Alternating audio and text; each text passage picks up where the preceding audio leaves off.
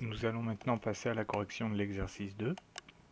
Alors, en ce qui concerne la première question, on nous demande de calculer le nombre total de bouteilles vendues pour le mois de janvier. Donc encore une fois, je vais tout simplement utiliser une fonction somme. Donc je vais faire la somme de C2 à C9 et je vais tirer cette fonction. À la limite, je peux aller même jusqu'au prix total. Voilà, les données sont à 0, mais elles seront complétées après. Ensuite, on me demande le même type de question, mais par rapport cette fois à la vente des produits. Donc encore une fois, je vais utiliser une fonction somme, sauf que cette fois, la somme, je vais la faire de janvier à décembre. Voilà, je copie ma formule pour les autres produits, et je vais calculer maintenant le prix total. Donc pour calculer le prix total, je vais tout simplement multiplier le nombre de bouteilles vendues par le prix unitaire, c'est-à-dire les cellules B2 et O2. Donc c'est une opération toute simple, égale B2 fois O2. Comme j'ai formaté les données au format monétaire, elles sont directement mises avec les euros. Alors je vous rappelle que quand il y a les fameux dièses qui s'affichent, c'est tout simplement parce que la colonne n'est pas assez large. Double-cliquer pour étendre la largeur de la colonne afin de voir apparaître les données chiffrées. On va formater au format monétaire également les données de la cellule P10 de manière à ce que tout soit cohérent. Et voilà. Ensuite, en Q2, on nous demande de déterminer le classement des vins d'Alsace en fonction du total des ventes, c'est-à-dire en fonction des données de la colonne O. Et bien encore une fois, je vais utiliser une fonction rang égale rang O2, c'est la catégorie que je veux classer, dans la classe qui va de au $2 jusqu'à au $9.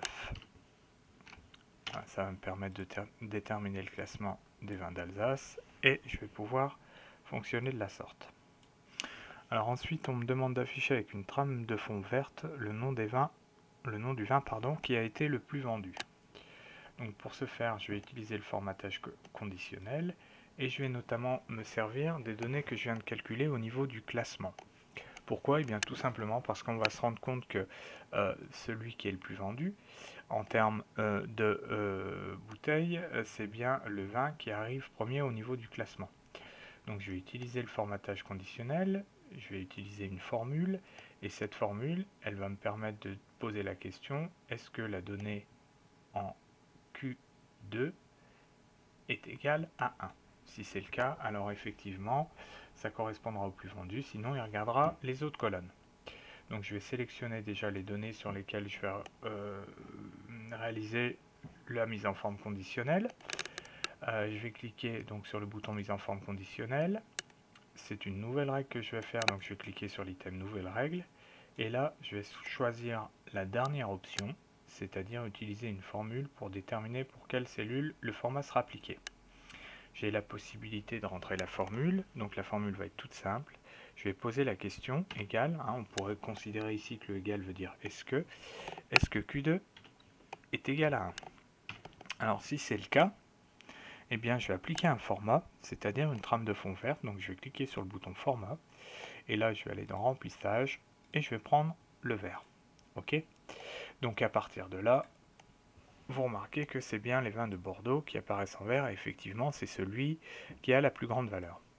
Maintenant, l'avantage du formatage conditionnel, il va être celui-là, c'est-à-dire que si je supprime les données correspondant à Bordeaux, on voit donc que ce n'est plus le vin le plus vendu, évidemment, puisque il n'a plus de données chiffrées, et que le vin le plus vendu est une autre catégorie de vin, et que automatiquement, le formatage conditionnel a modifié la valeur.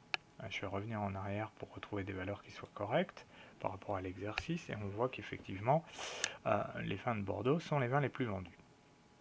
Pour la dernière question, on nous demande de réaliser un graphique montrant la répartition des vins en fonction du total des ventes. Bien encore une fois, on va se servir des éléments de la question pour bâtir notre graphique. Donc la répartition des vins en fonction du total des ventes. Donc je vais sélectionner les vins et grâce à la touche CTRL, je vais faire une multisélection, je vais sélectionner le total des ventes. Voilà.